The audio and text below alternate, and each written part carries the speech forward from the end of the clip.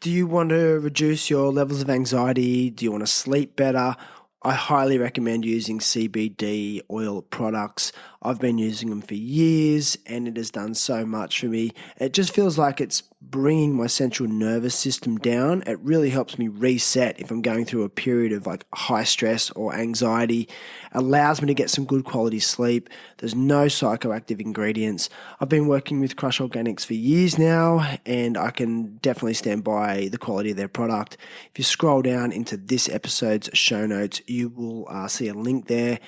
Click on that, you'll get an automatic 40% off. You'll be supporting THT. Alternatively, you can use code THT at checkout and that will also give you the 40% discount. So get onto that CBD oil.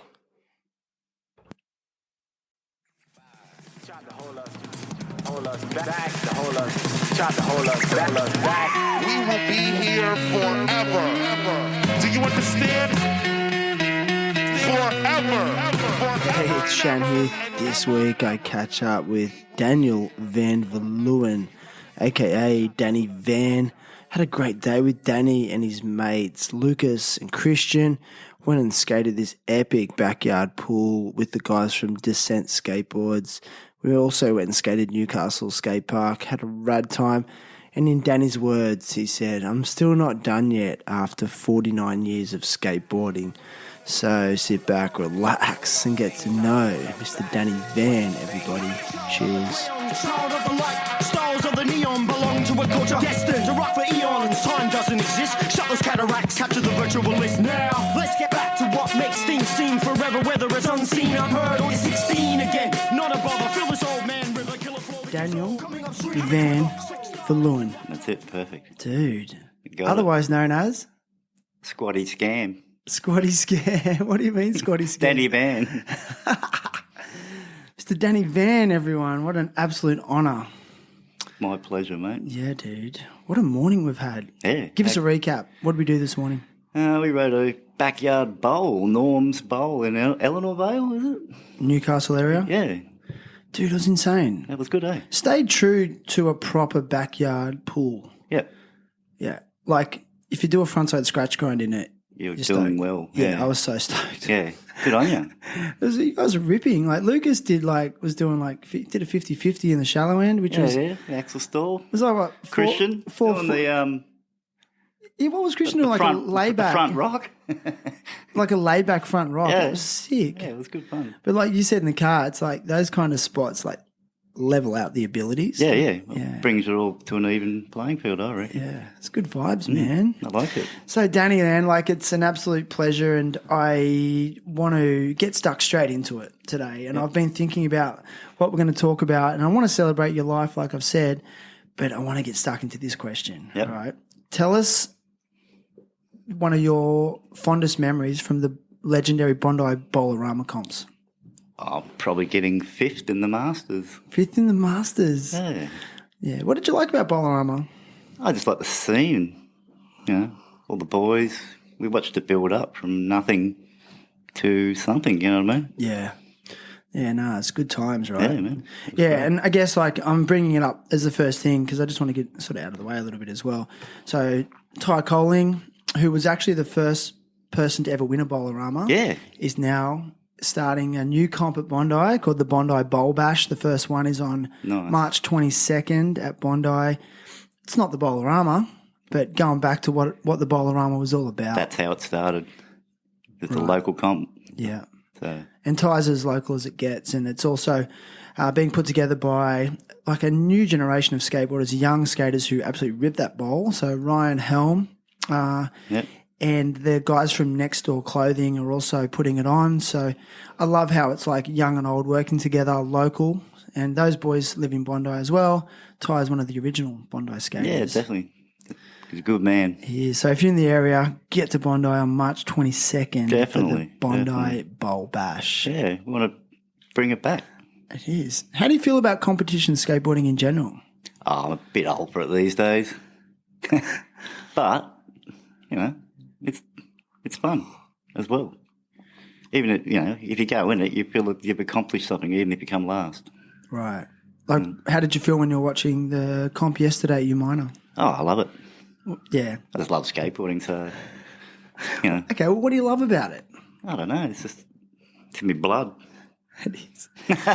How old were you when you started skating? What year? Let's Oh, go. about 76. 76. You know, like the Bane superplexes, down the footpath. Didn't really think about it. And then we moved to Harris Park, and Harris Park Bowl was there, luckily. Sydney suburb? Yeah, and it was a bit of a hot spot at the time.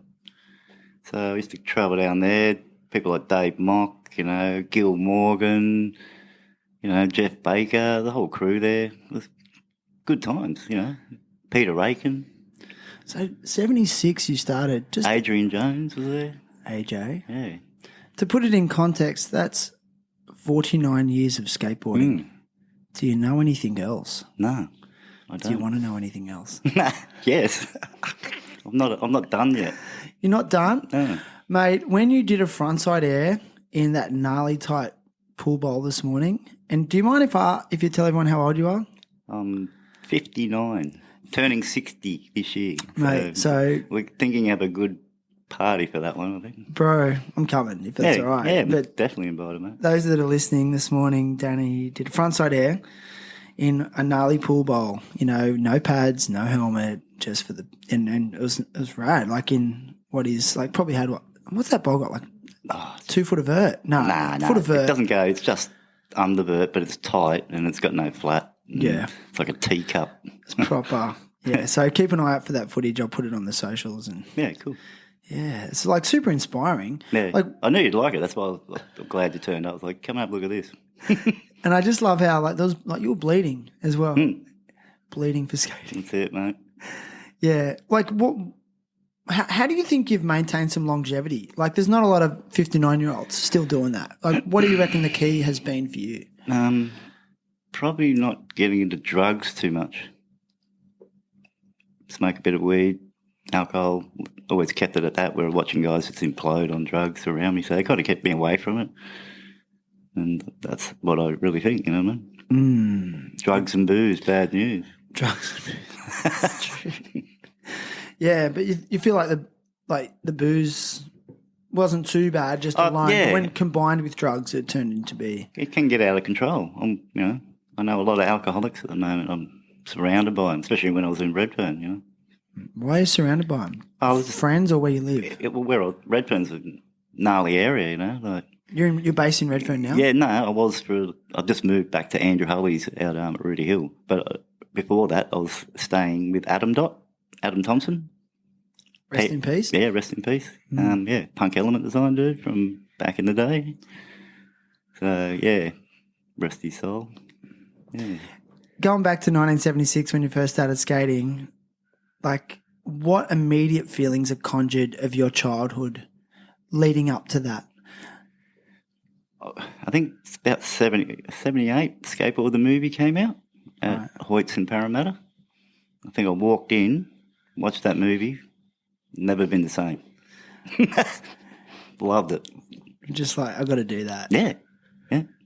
Basically, yeah.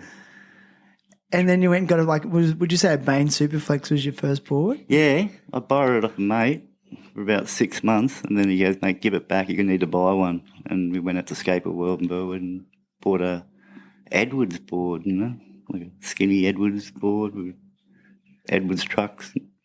Yeah, right. And so, like, what was the skate scene like in Harris Park? Was there, like, anywhere to skate, or was there Yeah, the people? bowl. Hence that Harris Park Bowl. Like I said, a lot of people came through there, so, you know, I got to idolise all these people. And, yeah, and Pimble Pool. People, there was talk of Pimble Pool coming up. So without Harris Park Bowl, I would never have ridden Pimble Pool. And so who were you seeing at Harris Park? Like, who was Peter Aiken. Okay. Peter Aiken. Big influence on you? Yeah, we were really tight, and then he disappeared. And I rang him and go, what's going on? What you know? And he goes, mate, I've been, like, if I tell you, you can't say anything. I've been riding this pool. So thank God to him. I got to go there, but you didn't know me, you don't know me. You know, it was At Pimble Pool? Yeah, it was very And then when you darky. got to Pimble Pool, like, what was the scene? Who were you watching there? Oh, everyone. Like Adrian Jones. Johnny McGrath, Wedge Francis. Yeah, the whole kit and caboodle, mate. Chris Briggs and Brad Shaw, they were really good too. Good mates of mine, actually. Wow. Was it Were you in awe of those guys? Intimidated by them?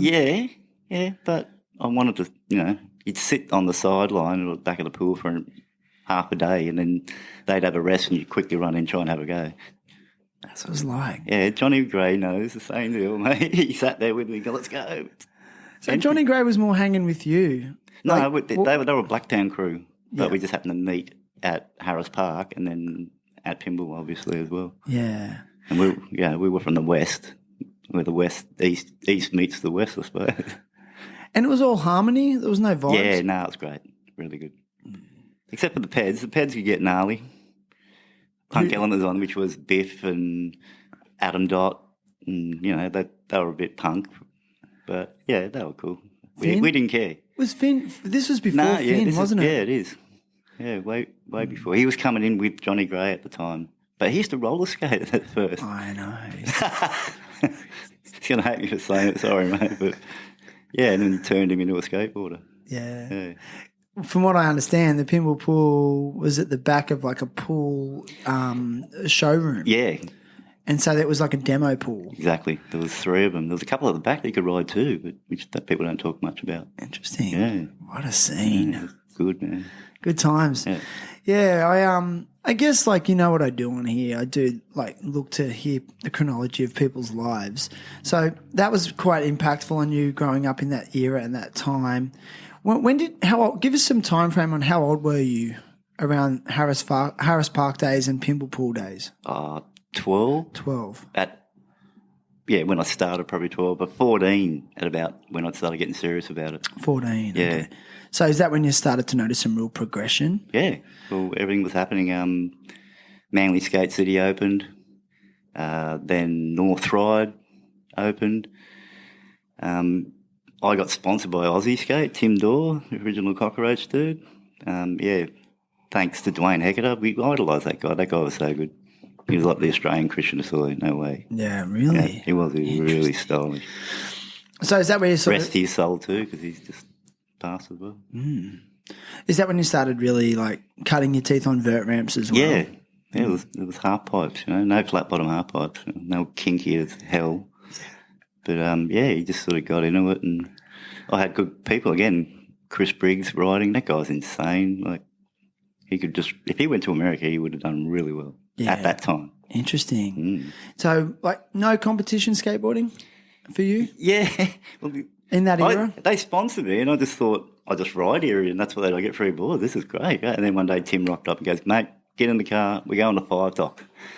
And I met the 5 Dock kid, Michael Mulhall, as Groms, Yeah. And you were skating 5 Dock with him? Yeah, I'm pretty sure. He's a bit younger, I think. I'm a little bit older, but close. And everyone's like, dude, the 5 Dock kid's going to kick your ass, Yeah. There was like competition immediately, between each other. But again, I thought, hang on, this is not the deal. I don't need to compete. Like, do I? Or do I? Don't I?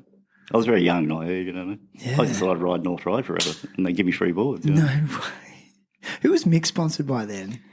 I'm not too sure. He was very... He's told us. I mean, he's been on Skateboard World, maybe? Yeah, he used to be on the skateboard board demo team that go around on that portable vert ramp. Yeah, we did that. I did that. You won that as well? Yeah, the Coke. That was some years later. That's like John late Fox. 80s. John Fox got us on the Coca-Cola team. We used the skateboard world ramp. We did all sorts of demos. Bonds demos. Yeah, man. It's all about portable ramps. They were horrible too. Yeah. You know, Mick Mulhall tried McTwists in... Yeah, in 5 Dock. 5 Dock. And I mean... Broke his jaw. I rocked up on that day and the kid goes... Were you there that day? Yeah, I rocked up. He was going to the hospital and the kid goes, Danny, come here, have a look at this. And it was mixed blood at the bottom. I was like, oh, no, And he tried if it's a stupid place to try a 540... Pre-grab spin, Just unimaginable, really, like for anyone that's... If you've never been there... It's still there. It's hard to ride. The original transition. Scary. But he was the poo at the time, He went for the poo. He was coming up, hard. Yeah. He didn't say shit on here. Yeah, so mate. polite, this guy. What a gentleman. But he was doing hand plants in there and stuff. Yeah. Crazy It's just unimaginable, like now, just to think of that. But that was all you had to skate. Like that's what you just had to adapt. But I'd rather ride North Ride at the time. I thought it was way better park than 5 Dock. You felt like you could progress more there? Totally. You big bowl, small bowl, half pipe, freestyle area. Yeah, gotcha. Big complex. So are we talking like early 80s here? Or late 70s? 81, I reckon. 81, 81. which is North Ryde, I'm pretty sure. Amazing. Yeah. So, like I said, Mick Mulhall tried a McTwist. I won't call it a 540 because everyone was really inverting them and corking them back then because they'd seen Mike McGill flip do them it. instead of flat spin them. Yeah, like when did you start trying any? I tried them in about 80. I invented 84. I reckon about 86, late 86. 86 you started trying them. Where were you trying them at? I was trying them in a backyard ramp. Dave Clancy, another Bonza skater. Yep. He had a backyard half pipe, and I was trying them, and my mates are going, "Stop doing that. Do a frontside grind." I was like, "Bug you." Yeah, so it was good. I'm glad I persisted in it, to be honest. It was fun, yeah. And it was a trick of the time. We love the Future Primitive, Bones Brigade videos. Yeah. You know. Like, was it post Animal Chin you started trying it? Oh, I can't even remember. Future Primitive, sort of. Did you say, was there one done in Future Primitive? Yeah, I'm pretty sure. There was, right? Yeah. Mike McGill. Yeah, but I know he did it in Animal Chin, but did he do one in Future Primitive? Pretty sure. Okay. So it was Future Primitive that sort of planted the seed. Yeah. We used to have that rolling 24/7 at our place. Just kept going. Yeah. We just stretched the tape out. And the VHS tape for you kids that don't even know what that is. Better cord we had too. Better called Which Beta. was smaller before the VHS. Yeah, I remember Beta. Yeah. Which was actually a better quality picture than the VHS because it was a smaller tape. Yeah. But not so popular, obviously. No, the VHS really took off. Yeah. Until now it's just, I mean, I can't remember the last time I seen a VHS tape. Yeah. They're around. Yeah. And you were grabbing mute when you did it. Yeah. Definitely mute. Yeah. So, because I guess when someone grabs mute, it kind of makes for more of a McTwist, but when they grab backside, it becomes a 540, right? Bit of a flat spinny one. Flat spinny. Then you would call it more of a 540. Yeah. I seen Bart Carnes try him in Bondi and he had one in him and we were mucking around. Yeah. And it's more of a flat spin. I like the flip. You got to do the flip. You do the flip. The flip's the go. Like Sorry, invert kids. it. Like our snowboard friends would pull say, you like, over. corked. Yeah. Like you're corking it. Half pike Barani swimming turn. I've got to, okay, here we go. Let's go. Let's get this out of the way. Were you the first person in Australia to do a McTwist? Yep, definitely. Okay. I spoke with Johnny McGrath. It's between me and Johnny McGrath, we powwowed over this at Bolorama, and the time on probably about a month of him. Yeah. So, I'm claiming it, definitely. Rad. Okay. There it is. You heard it first. Mate.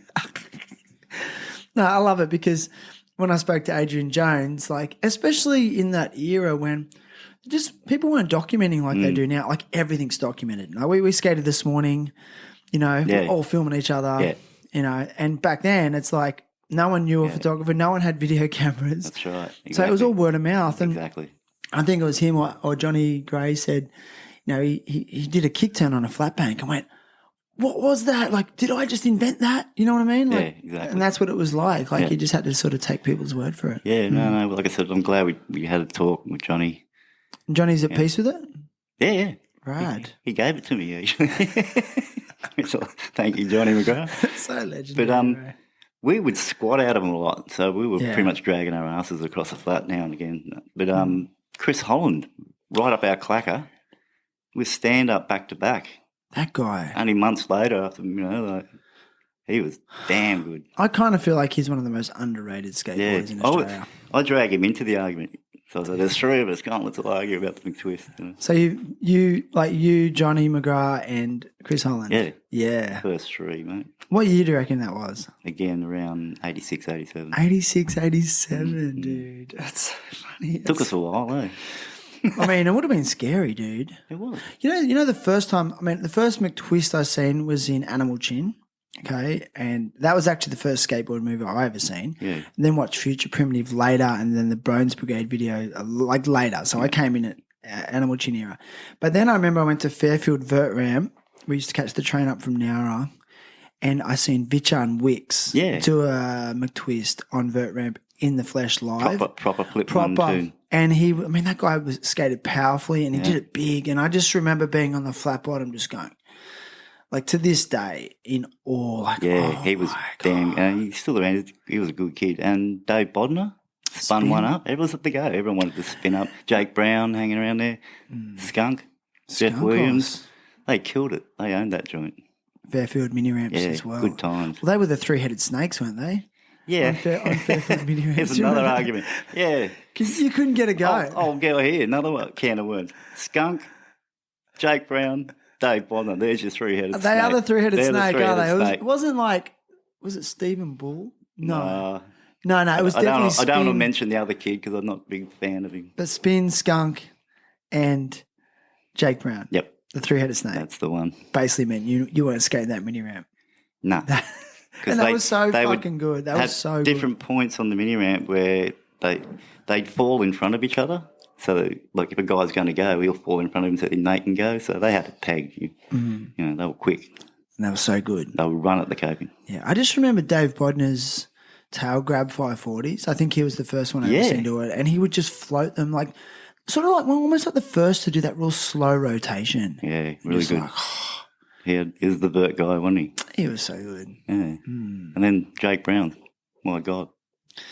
Dude. So proud of him. I mean, look at him. Do you still stay in touch with Jake? Yeah, man. I've just been hanging out with him, doing a bit of work for him at the moment.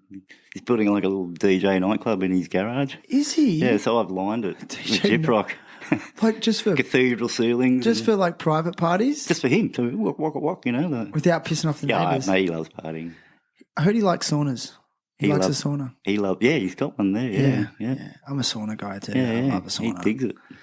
Maybe he should set up like, and then he could probably play his DJ tracks in his sauna and shit. Yeah. Oh, mate, we've got to go over there. Seriously. That's right. Yeah. No way. Yeah, that era, like, I don't know if I don't know, am I missing anything, but just like fast forwarding to I guess that Fairfield era, because that was quite for me, that's sort of where I feel like I came in, you know, and it was, so like that mini ramp, I'd just never seen anything like it. And I mean, it was the only one in the area. Scott Spring, Adam Luxford Creations, Spittle from New Zealand, they all got together and built that. It was great. Yeah, it was, again, based on probably Animal Chin. They had mini ramps, multi-mini ramps. Yeah. So we started building them things. Spines. Yeah, everything. Yeah. Like a maze of stuff. Were you involved in the building of that mini ramp? They lived at my house. Okay. So, but they lived on site. They ended up giving a caravan on site, which was quite unusual in a pool complex, being a council and that. And, they'd tease me with it, because I want to go early. Come, show me. No, wait till it's finished. Wait, you're going to love it. And St Mary's too, indoor centre, they built that. And St Mary's? You know, they said, wait, you'll love it. And, it was great. So you supported them by letting them stay at your house? Yeah, they all lived with me. I had Lee Ralph there, John Finlay, Jake, Dave Bodner, Simon Reynolds. Zach? Yeah, Zach Reynolds? Zach, mate, I love that guy. He's a champ. We lived together for a while. Living with Lee Ralph was pretty interesting, don't you worry. In what way? We idolised the guy, you know. He's just come fresh from America, pro, like, you know. Yeah, we had to up our game a little bit there, you know. Lee's ripping. What was like? Did he have a presence about him? Yeah, very smelly one. Shower, Lee. Nah, we had a great time. In what way? Like, but what was he like? Like when you weren't, it was very straighty, and we were into having beers and going to nightclubs, and we ended up taking him to a nightclub, and you know he met a girl, and all of a sudden, you know, like there was different things to life than skateboarding. I heard that. Like I heard him and Gregor Rankin were quite straighty. Like they weren't. Greg was like his coach. You know, you must do what I say. Come back to Melbourne. You know, he likes Sydney and Melbourne rivalry was kind of stupid, but you know, Melbourne were cliquey. You know. If you make a big in skateboarding, you go to Melbourne, kick ass, you go to the States, you know. But we had this rivalry thing, but Sydney was a bit more relaxed, you know, in between, and then Queensland was way relaxed, you know, because they're in the sun, you know. Yeah. So they're a bit stressy in Melbourne. Are they? Yeah. Bad weather. It's always rainy there, man. Yeah, temperamental. Gets cold quick. I love Melbourne. Speaking of weird weather, when I was in Canberra last weekend for the Belco Bowl Jam, it's summer, and it was like really hot all day. And then as soon as the sun went down, it's like I'm freezing. We watched the temperature 4 degrees. And then I woke up the next morning and I hopped in the car. I'm like, it's freezing. I had a t-shirt and it was 8 degrees. I think they had a dump of snow in the Alpines there, and first cab up the rank is Canberra. Got you. Very cold place, mate. I'm like, yeah, I'm not into this. I moved there for a year, and then I did one winter there. Never again. I was like, mate, I'm moving out. What were we doing there? We were riding Belco, skating. But Just to skate? yeah, just to skate. We moved there because of the big park there. Loved it. But the winter, you could, it's like a 3-hour window in a cold winter day there. Yeah, interesting. It's horrible. Like freezing. Too cold for me. Yeah. I find it really hard to get motivated when it's cold to skate. Like, it takes me so long to warm up. Concrete hurts when you're cold. But they breed them tough down there. They do. The scene's thriving. Oh, I love it. I love the place. Love the people. Yeah. Dave Pang, he's a beautiful man. We're discussing some of Dave Pang's photos from the last Belco Bowl Jam. How good was that? Look, he's just a master, that guy. Yeah. He made me feel like I was there, to be honest. Did he? Yeah. And Sid Tapia with that mural of Mickey D, rest his soul. Yeah. How'd that make you feel, seeing Beautiful that? trip. Oh, yeah. I regretted not going then. Yeah. Next year. Yeah. Hopefully they leave it in there for a while. Yeah. Yeah, it was really special. I mean, did you see the original photo that Sid worked off? Yeah, I did. I remember Special. that. Yeah. I remember those times. I hung out with Mickey, he was a great man. Yeah. Okay. Another guy that come and stayed with me a bit. Mike D. Yeah. You got any good Mike D memories? Yeah, man. Yeah. Give me one. Have you got one? Off the top of your head? Oh, mate, there's so many. Yeah, I've got one particular one of Mike D. I'll share with you. Oh, yeah, do, please. Well, just like, because we grew up in Nowra, which was felt really isolated. It was only 2.5 hours on the train from Sydney, south. 3 hours. So we just felt like we're so separate from the scene. And I remember we were at a big skate comp at Fairfield, just watching it, and all our idols, like you might have been there skating. I can't remember, but it was like everyone, like Spin and Jake Brown and John Finlay and John McGrath and everyone's like cheering, and he's like, and we've got all the Canberra boys over here, like Blake Convey, fuck yeah, Canberra. And then next to him, we've got the Nowra boys. And it was the first time we all looked at each other. It was like, this was 1988. Yeah, right. And we all looked at each other and went, fuck, we're the Nowra boys. Like, we didn't realise we were a crew. I was like, we're a crew. We just thought we're just a bunch of dudes that love skating. Yeah. And I'll never forget, like, some of his calls, like, you can't ask for a better MC than Mike. Yeah, he was very witty. Dude, He was quick. so And he skates. funny. Him and even Matt Davis was good. Davis. If he wasn't drunk. But they were good MCs, very funny and entertaining, you know. Yeah, they were. They know their stuff. Mike D. One of his calls, I remember he used to say, he's like, look at him go. He's got the determination of a camel. Like stuff like that. He'd always come up to me and go, Danny, I've got a meeting. Muller and Packers Union. Come on. Muller and Packers Union. Yeah, he loved the chop. Yeah, right. Yeah, it's from Canberra. Yeah, mate. It's illegal there, isn't it? Oh, mate, it was like I got so passively stoned down there. Like everywhere you'd go, someone's like sparking up a massive spliff. Well, last Belco we were Sydney, it's illegal. It's legal in Canberra. We were hiding joints, and the Canberra guy going, Sydney, what are you doing? We're like, oh, that's right, you can smoke here, you know what I mean? Yeah, and it's really noticeable. Like, I mean, compared to other years, I noticed it more this year. Just like, I just felt like everywhere I go, like people just casually, in a crowd too, just sparking up their drummers. Like, what's that? Acceptable. Exactly. Yeah. Do you want to talk about that? Like, what's your stance on it? Should it be legal? I think so. Definitely. It's a war on the plant. Hello. It has benefits. Yeah. You know, it's coming now legal and stuff. So, yeah. Definitely let it go. Like, it's all about DuPont, mate. That's I've just always found it bizarre that they want to outlaw it when it potentially is a source of revenue and it can eliminate a black market. But then there is proven health benefits to it. You know, and I always tell a story about my mother's best friend who died of leukemia recently, and the only thing that was giving a respite from the pain was THC and cannabis oil. And she was like a Christian, you know, law-abiding citizen. And she was having to get it illegally, and it was really hard for her emotionally to do something illegal in her dying days. No, that's crazy. Like, what a fucking load of absurd. shit. I know. So, Like I said, it's a war on a plant. It's all about nylon. What was nylon's biggest threat? The hemp industry. yeah, dude. So, yeah. I like it.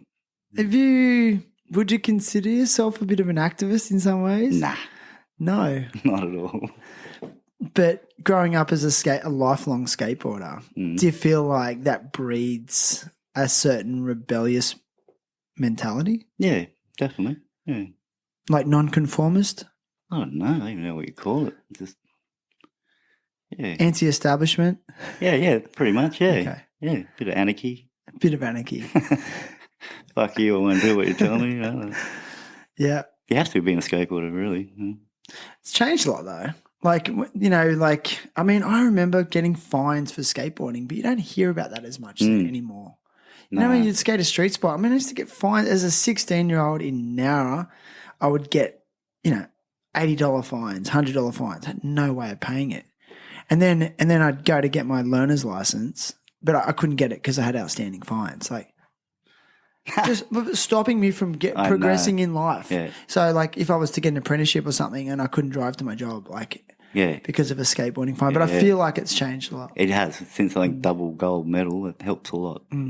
When did you get picked up by Omni skateboards? About 86-ish, 85. Okay. Yeah. Were you one of their first pros? Well, I had a friend called Steve Sargent, and he was working with Kerry at the time. And we skated with Steve a lot, so, you know, like it just sort of escalated from there, you know. Okay. Yeah.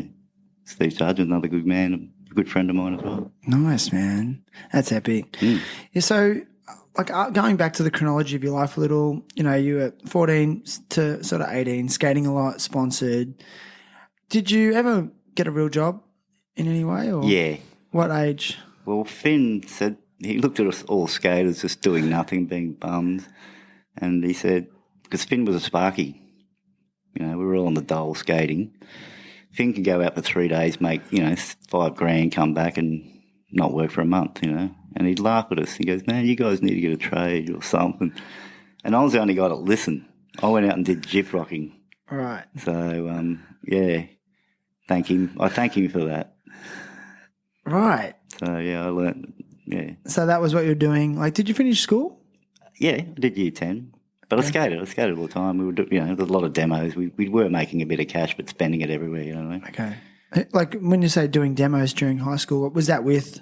What company? Aussie? Not in high school, but like in 86, we were, you know, Bonza demos. Bonza demos. 86 was a good year, you know, like there's so much demos going on. Big Easter shows and Big Day Out started coming in. Did you skate Big Day Outs? Yeah, the start one. In Sydney? Yeah. At the Sydney Cricket Ground? Yeah, the OG Nirvana ones? one. Nirvana that was 1992. Dude, I wanted to meet Kurt so bad. We went and, staff fucked him hard. You know? Yeah, it did, hey? Yeah. I was like, where's Kurt? I got to meet him. I'm a big fan, you know. They were wild, those Big Day Outs. Oh, they were great. But this was before there was things like D barricades and even... The Cult were there. What other standouts? Yeah, the Cult. Offspring. Yeah, I seen Offspring. Yeah. Ministry. It's great. Prodigy. Yeah. I seen Prodigy. That was 95, 96. And that was at the Sydney Cricket Ground before all the D barricade stuff. And I remember Tony Hawk demoed and Ty Coling was skating in it. Yeah. And they put a variant up against this wall just outside. John Fox Productions again. Yeah. And I remember the Prodigy played and the bass, like the skaters were skating and I was at the base, at the bottom, on the flat bottom. And the bass sound from the Prodigy was bouncing off the wall and reverberating off the walls of the vert ramp. And just, you could just see everyone just like skating so hard because like the energy of the sound bouncing off the walls. Yeah, the acoustics of it. We were back of Offspring playing, and with the double bass pedal, it sounds out of time, but as you walk around, it goes in time. Right. And the back out of time. It was strange, you know.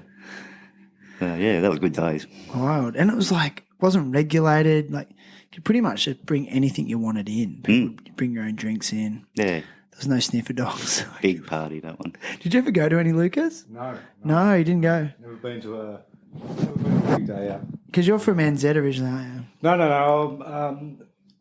Born in Australia, but spent probably 3 years over in NZ. Gotcha. Yeah, had my child over there and headed back home. Nice. Yeah, so for those that are listening, got some of Danny's mates hanging out on the lounge. Yeah. So who we got here, Danny? I got Christian, Jealous, and Luke Chittleberg. How you going? G'day, mate. That's good. Good mic technique, Christian. Thank you. Nice and loud. We like it. Yeah. How important are friendships to you? big. I'm big on friendships. Why? It's the thing, isn't it? You know what I mean? Skateboarding. Can't not have friends in skateboarding. Has family been part of your story? Since mum and dad died, so we've all sort of grown apart from that, you know what I mean? But again, I love skateboarding, Were you close to your family, like, growing up? Yeah, we were close. Parents? They were good migrants people, we were.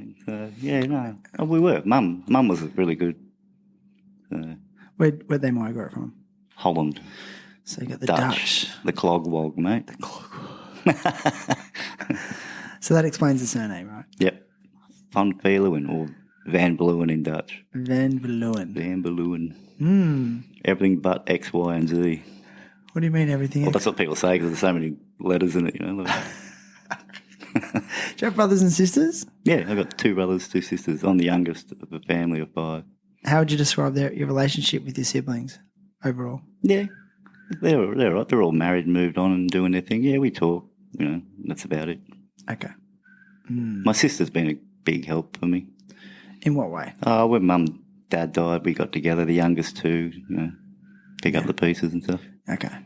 Yeah, I could imagine it'd be tough. Yeah, it was. Challenging time. Yeah. Did you ever start your own family, if you don't mind me asking? Yeah, I have a little daughter. Yeah, I give it a crack, but my girlfriend was a heroin addict. Okay. So she wasn't when I was with her, but at the end of our 4-year relationship, she succumbed to the needle. Okay. And everything turned sour. How did you get through that period of your life? I moved away. Moved down south near you, mate, Wollongong. Nice. Yeah. Good move? Top move. It's a rural beach. It's all, mate. It's Beautiful. the best. I know. Hard place to get a house, even in that day. Yeah. It's such a small piece of land because of the escarpment. Exactly. And the beach. But geographically, I think it's one of the most beautiful places on earth. Yeah. Well, they used to have an indoor skate park there back in the day. Anita's Theatre. Yeah, that's the And one. I could show you a photo that Aaron Brown took of me skating that. Mad. And we used to put it was a DIY in there. We built a wedge to wedge. Oh, mate, that place is insane. Yeah. I loved it. Jamie Fletcher, Barry Strawn. Adam Lingard, do you remember him? Oh, yeah. Yeah. See, Barry Strawn, I mean, far out. He used to work there too. Yeah. Like because you used to have to pay to use it. Exactly. And it was just owned by this old family. And they just they were doing nothing with it. And Barry used to work there. Yeah. And now when I see Lennon, Yep. like he was at Belco as well.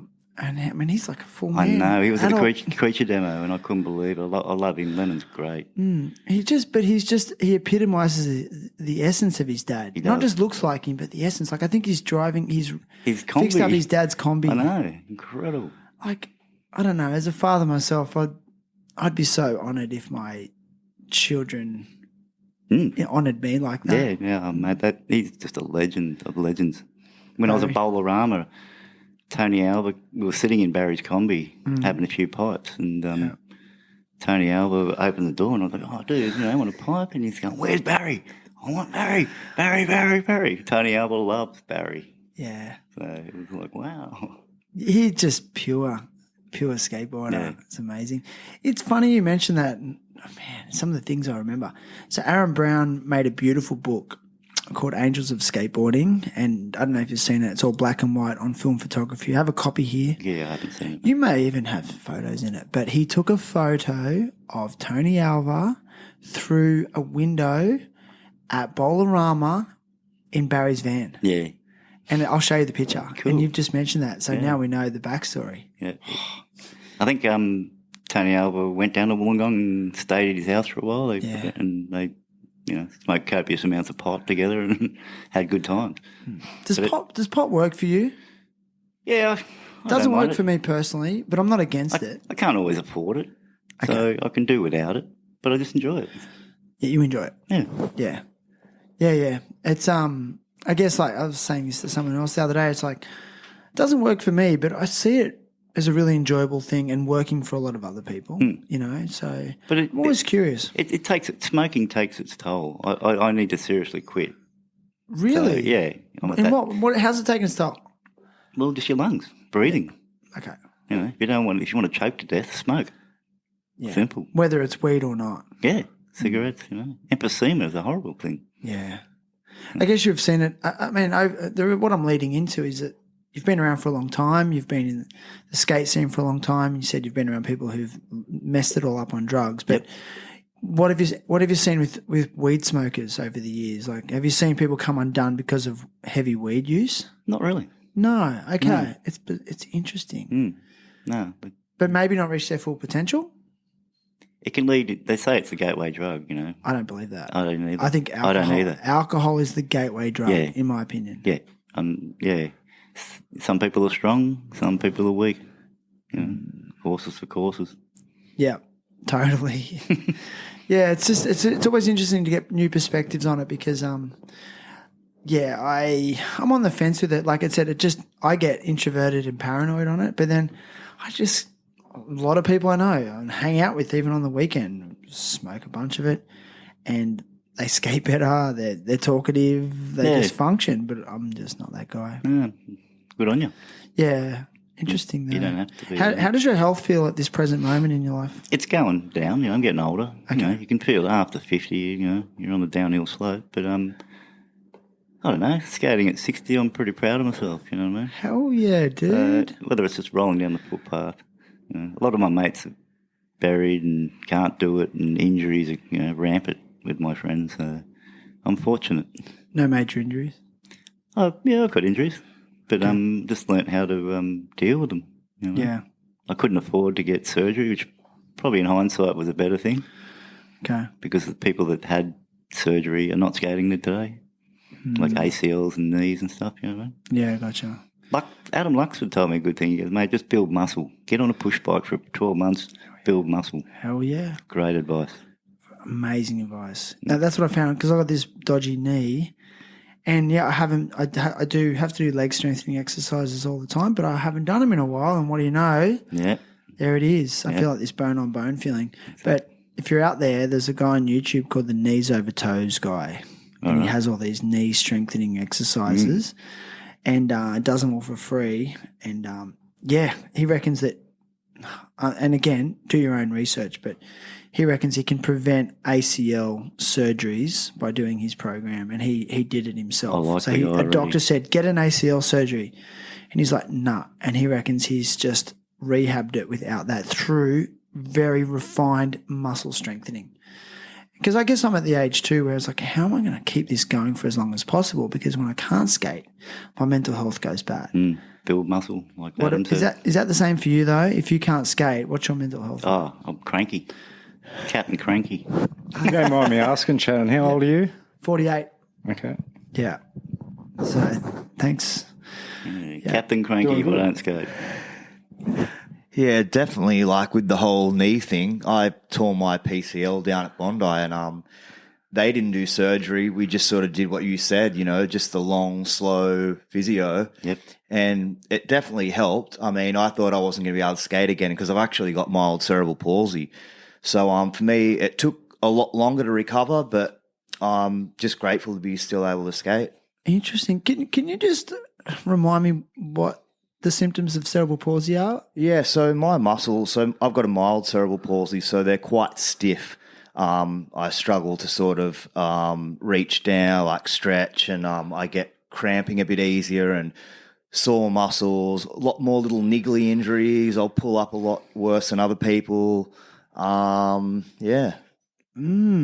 Interesting, man. Well, you're ripping you do today. well, mate. You do well. Thank you. No, I'm very grateful. Like I said, the doctors said I wouldn't be able to ride a bike, wouldn't be able to do this, that. But I'm being just determined in life. Rad. Do you ever stretch and do yoga? That's something I've been told I should do, and I don't do enough. Just keep skating, man. That's it. No Captain Cranky. I can't imagine you being cranky, Danny. Maybe. No, we can all be cranky. Yeah, I try not to. But when I implode too. Yeah, implode. If I get the shits, I'll get the shits. Yeah, cranky, don't worry about it. I'll let you know.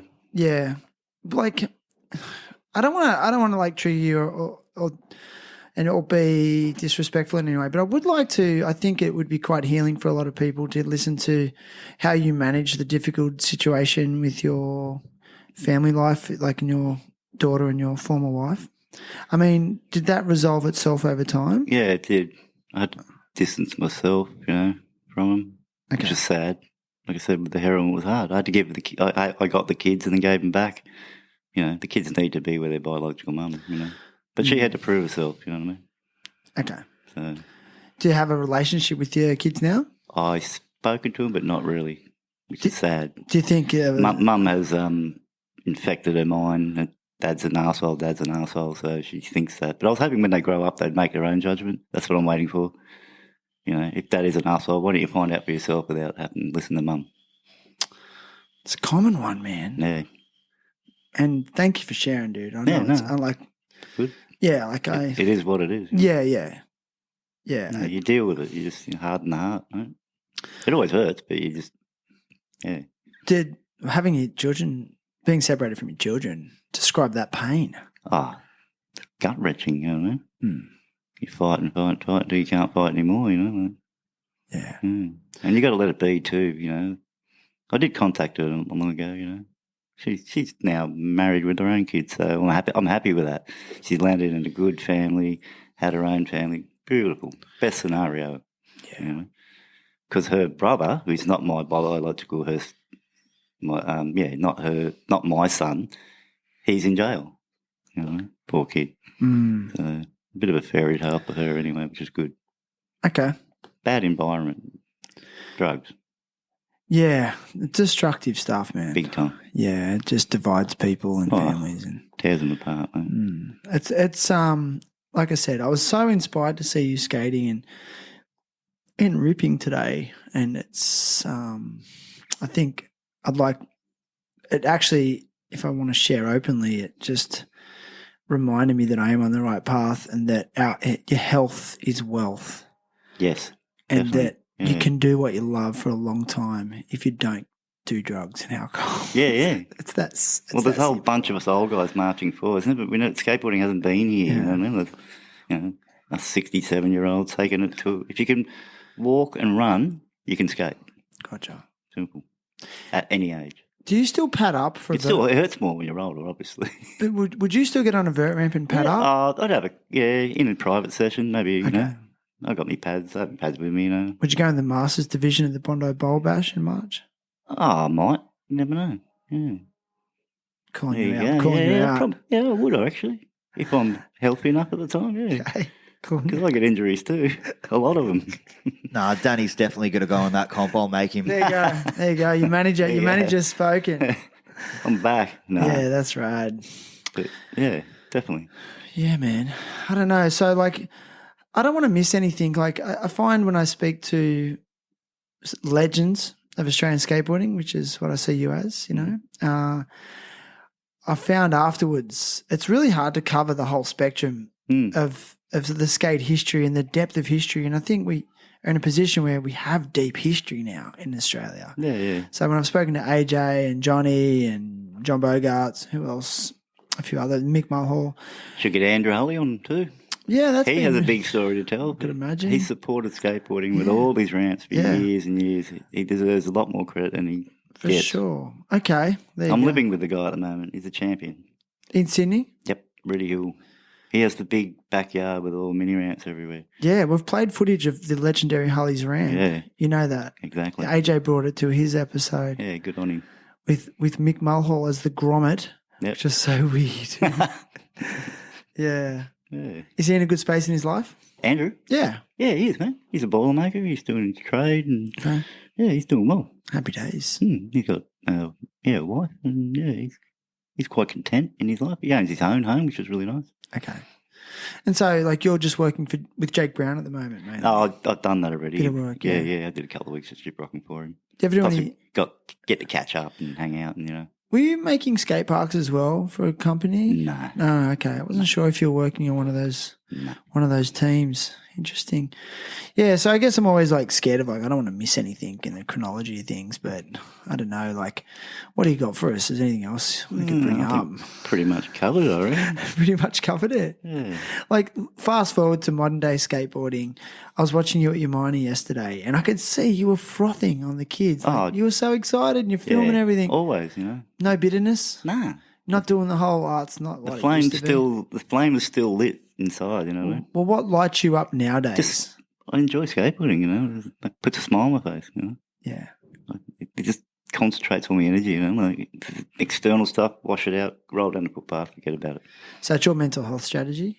Yeah, Okay. definitely. Tell us about Life Sentence 100% Skateboarder charity. I run a Facebook group, and it was for donations, but we're sort of winding that back. You know, it's just a group, a fun group. We have a laugh. A lot of my good friends on there. Got some people overseas. You know, a lot of my people I look up to. You know, Jay Smith's on there, the guy who invented the layback. Dave Andrak. You know, Alan Losey. Dave Andrak in that group. Yeah, that's why I love talking and doing it. You know, my peers. You know, incredible.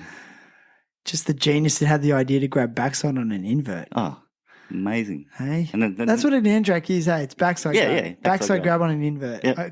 I do because I can't do invert, so I get a bit confused. So and a sad plan is you grab indie? No, sad plan's mute an indie. and bone it. Is that a sad? I swear I thought a sad plant was you grab indie on a hand. That's an eggplant. No, eggplant's front hand. Eggplant's indie hand. Like that one. Eggplant you What do you push think's front hand. easiest?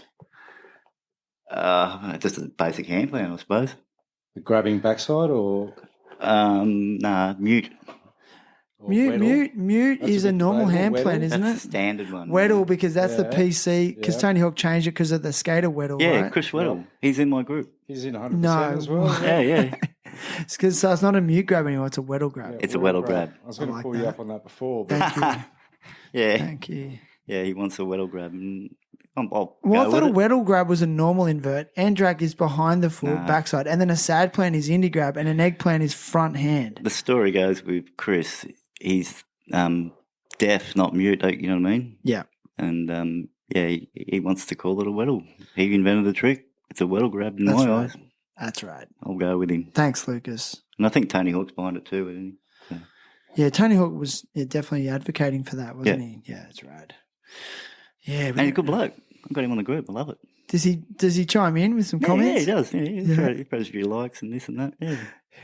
They come and go. But you were saying like you were raising some funds I know we used at one stage. we were getting donations off skaters and we give them to kids at skate parks. Just the kids that haven't got boards and that, you know. Right. Yeah. You should keep that going, man. Yeah, we still do it, but me and Lucas have been doing it for 5 years. It's like a bar of chocolate. You open it, you eat it. We can't go on forever. Right. You know what I mean? 'Cause it's work. and we've been pretty fortunate, actually. yeah, we've had a lot of support. Yeah. A lot of support. And we were doing it at the 100% skateboarder for Jesse Martinez, you know, but the consensus was people going, mate, do an Australian thing. So, you know, we split. Lucas still does the Jesse Martinez thing and I do an Australian thing. So we've got best of both worlds, I Gotcha. think. You know what I mean? He's giving stuff, I'm giving stuff. Great. Yeah. So, Lucas, you do you want to grab the mic? You do the Central Coast version of that. Well, it's called 100% Skateboarder Central Coast chapter. The 100% Skateboarder, they run under the names of chapters. They've got clubs all over They're the worldwide. world. I'm not really into that kind of side of it. As Danny was originally the president, I was the vice president. I don't run that side of stuff as well. Everyone's equal in the group, you know what I mean? Everyone contributes the same. So we are still a part of 100% Skateboarder, but we're kind of doing our own thing. We don't really get much support from anyone Yeah. in the group. So But the structures are there if you want to revisit it, right?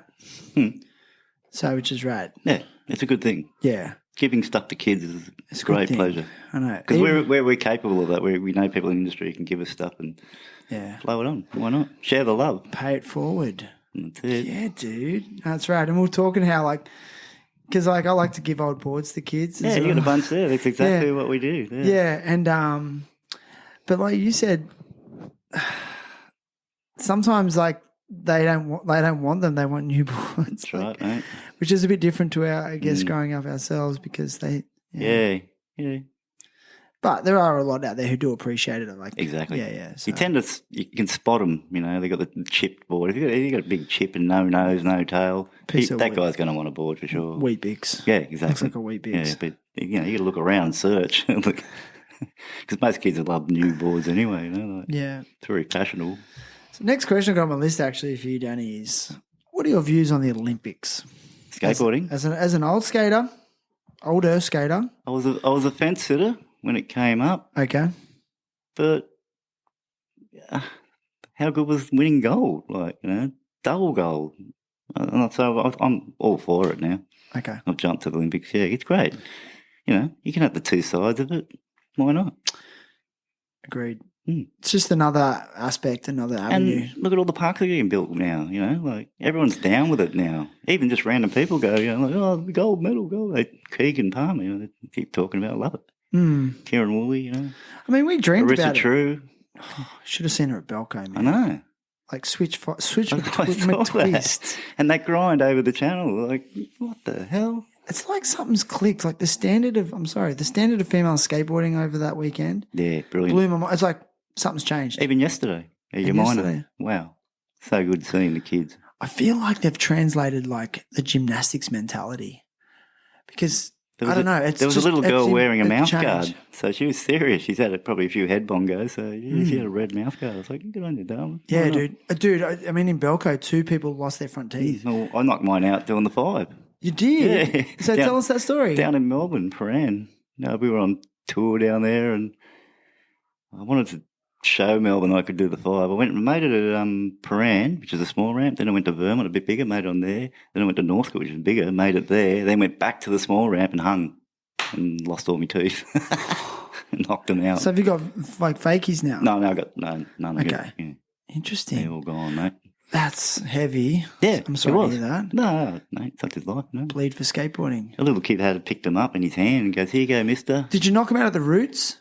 Oh, mate, they just shattered. Oh, they shattered. Yeah. Because at Belco on the weekend, firstly, that guy Lachlan, they did a thing where they had this mini ramp. Yep, I and they saw put that. extensions on it, right? But what happened was it started to rain and it was like a skate light, so super slippery. I watched And it. even a little bit of rain on that stuff. And he just got up there with no shoes on. And he's an awesome vert skater. I know. And just dropped in and just literally slipped and bang and chipped his front teeth. But then what people didn't see, and no one got footage of it. Into Noonan's nuts, didn't you? Oh, I didn't see that either. No, but straight after that, it started to pour rain. And apparently he's an Instagram influencer skater. I never heard of him. He got up and dropped in and went to just do a rock to fake. And as he came in, slipped out, boom, knocked his 2 front teeth, but from the roots. So, your teeth are actually like In your that scalp, long. in your scalp. Up in your scalp. Yeah. They're like that long, and he just gets up and he's holding his front teeth. Horrible, man. And that was on the weekend. So, Yeah, Lockie Abbott's a good kid. He's from our way. I love that kid. He's damn good at him. amazing. Yeah. Yeah. Oh, and he didn't skate in the bowl comp after that, obviously. You see him which is the year another one. before, that high air comp? Yeah, no pads. He wears his Akubra or whatever it And is. Bondi too. Like, he's an amazing skater, that guy. Yeah. I Yeah, I like was disappointed that he couldn't. Maybe it was because he knocked his teeth out on the Friday night. Yeah. But it was a bummer because You win some, you lose some. We've been winning a lot, so. Who would you regard as some of your favourite modern era skaters? Oh, Give me some names. Throw some names at me. well, I was really impressed with Winkowski at that creature demo. First time I got to meet him, sort of, and, actually Lucas sort of got me onto that Winkowski stuff, Yeah, he's a really lovely human and a damn good skater. Mix of old and new in that demo was great. Yeah. Yeah. Yeah. He's a rare gem, that one. Yeah. But Mixing the old and the new. I was a big fan of Lee Ralph, you know what I mean? That was back in the day. Yeah. Yeah. And even to this day, like that, that guy did some serious skating and kicked big ass. And profound artist. Mm. Interesting. So you're the second person to mention that back in that era, the 80s and all that Lee Ralph was like straight edge, straight 180. Like I always just had this image of him as this wild man who just partied hard, skated hard. Just drink tea all the time. And played the guitar, Yeah, apparently. yeah. Him and Gregor Rankin. Mm. Did you skate in any of the Ramp Right competition series? No, I went to go to the Torquay Bells, but I knocked my teeth out at Paran on that weekend. So I was sitting there with a big fat jaw watching them all. But you were at Torquay? Yeah. That one where In the I think crowd. was Christian Hossoy at that one? Or was Yeah, it they the were all there. Bones Brigade as well? Yeah, it was the biggest one. That was so legendary that. And it was funny with that story. It was a Hills event, so it was pretty guarded and, Hill Brothers? yeah, globe to be. But Hills Hoist? Darren Williams had his car. A Bedford van was parked on the hill, and I was like, "Who's that guy?" And they were scared of him. He was from Adelaide, and he looks at me and he goes, "Danny, come up here." I was all sore with my teeth knocked out, and he goes, "Stop feeling sorry for yourself. You did all right. Here, have a joint." And that's the first time I got to meet him. We've been best friends ever since. But I couldn't believe he had his car in the event, in the crowd. They were scared of that guy. He was very intimidating. I think security just went, come on. Yeah. I'll go, "What's with him?" "Oh, we don't know about him. He'll cause trouble." But there was less. But he had him rattled, so that was nice. And then he was a great guy. We've been best mates ever since. Still in touch? Yeah. That's all the time. Lifelong friendship. Yep. He's a big boy, mate. I love him. Interesting. And Sack and Matt Davis too. And you stay in regular touch with those guys? Yeah, I do. Nice, man. Yeah. Did you skate? Like, so there was that ramp, right? Remember they did another one. Festival Hall. Festival in Melbourne? Yeah, indoors. Yeah, were you at that one? Didn't go to that one. And it was like it was a plywood vert ramp, but they didn't paint it, and that was actually broadcast on TV. Yep. Okay. You Adam Luxford did really well in that. Gary Valentine did well. 540. The Snake Pit days. Yeah. And there's heaps. Jeff Kendall, all the boys, all the pros were there. Dom Kekic. Jeff Kendall. Jason Ellis. He's underrated. Jeff Kendall? Yeah, man. Old Santa Cruz skater. Dude, that guy's so good on vert. Incredible. I see that because he's from the era when you skated everything. Yeah, but he sort of tried to promote the street side of him. You know, he's a better vert skater than the street skater. Is he? Yeah, totally. Because remember Streets of Fire? Yeah. The Santa Cruz movie? Yeah. I mean, he was just a street guy. I know. But he does the most amazing vert stuff I've ever seen. I didn't know that. So Google him on vert. He's incredible. Dude, just to highlight the things that you know, I was talking to you in the car about Ken Gibbons. Yeah, Kenny. And I remember seeing him as a 12-year-old, skated Nara PCYC vert ramp, did a demo, I think, with Johnny McGrath and someone else. Yeah. But we were just like, oh, these guys are legends. And he didn't skate with a helmet. And like he had elbow pads and knee pads, but wasn't. And we were just like, oh, he's such a fucking rebel. He's no helmet on. And I told you that story, and you're like, I know why he didn't skate with the helmet on. Yep. Why? The ear cyst. He used to have his lobes get big cysts in them, so we have to get them cut out all the time. So the helmet would just agitate it. So no helmet. There you go. Wasn't just to be cool. No. He had big, fat, pussy ears. Yeah. And he did that trick where he'd like frontside air, but then land 2 feet on the coping. The pole vault, he called it. That's what he called it? Yep. Okay. He invented it. People laughed at it, but in hindsight, it was amazing. And I feel like every time that guy dropped in, it was a different line, a different run. And it was like from wall to wall. I don't think even he knew what he was doing until he got to the wall. They're just special skate. Barry Strawn's like that, they're just one-offs and they do their own thing and it's great. Kenny was the same. Very special people. What was your relationship with Ken Gibbons like? We lived together in the shoebox because I had the vert ramp down the road, so he stayed for years. It was great, unreal. Yeah. And Tony Mann, he stayed there for a while, which was good. Yeah, Simon Reynolds, we had a ball. Chris Payne, he was a nice guy. Wow, man. Rest of his soul too. Let's get into that. We're in that age range. You get into the age range. Like that's why I'm happy at my, like a lot of people come and go, I'm still here and doing what I was doing. I love it. Yeah. Wouldn't change it for the quids. Yeah. So, like I asked you though, like you said Lee Ralph, but modern era skaters, you like Winkowski stands out for you. Only because of the demo the other day, just a nice human. Can you think of any I've got heaps ones? of skaters. 100. Alan Losey was a great skater, I've got millions of them. Okay. It's hard. I don't want to put you on the spot. Yeah, no in particular. What about Lucas? Fiddleberg. You one of your favourites? Price? Price Knights? Nah. Who'd you say? No. Okay. I missed it. But yeah, no. Anyway. Okay. Nice, man. Well, how you feeling, man? It's been over an hour. Yeah, that'll do. I reckon wrap it up. Yeah, enough? Yeah, enough for me? Yep. Man, it's an honour and thank you and thanks for the skate this morning, gentlemen, all three of you, No fun worries. times. And my pleasure and my honour too. I'm stoked that you asked me. The story needed to be told about the 540, I think. Yeah, do you feel like you needed closure on that? Or have you got closure on it? I've got closure on it, but it needs to be told, Yeah. Before I pass. I want a little bit of glory on it, eh? Well, the way you're skating, man, it's not happening anytime soon, brother. I hope not. But it's pretty. I mean, what a legendary thing, Danny. And it's like I feel so honoured. And thanks for your time, brother. And I got so much admiration. And Thank you, brother. So, and thanks, gentlemen, Christian, Lucas. No worries. Thank you. Thank you, brother. Thank you. Absolute honour. And if you are in Bondi on March 22nd, go and check out the Bondi Bowl Bash. It's going to be a good time. You might even see legends like Mr. Danny Van. Everybody. Yeah, never know, eh? Let's get him out there. Yeah, let's go, people. Let's amp up Bondi again, please. Hell yeah. See ya. See ya.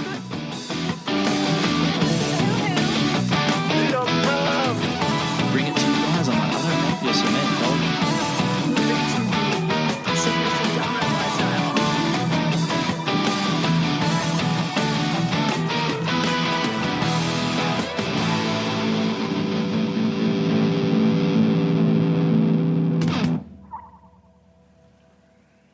Yes, sir. Do you snore? Do you suffer from blocked airways, especially in your nasal cavity? Have you had your nose broken like me and you've got like a deviated septum? BREATHEEZE nasal strips have changed the game for me. They literally go over your nose when you sleep or when you exercise. They dilate your nasal passages so you can actually get the amount of oxygen that your body requires. It changes the game. You don't mouth breathe while you sleep. And the no snoring thing is a huge one. It definitely reduces or just completely removes that. So scroll down into this episode's show notes, click on BREATHEEZE, and you'll get a 15% discount. You'll be supporting the show and you'll be breathing better.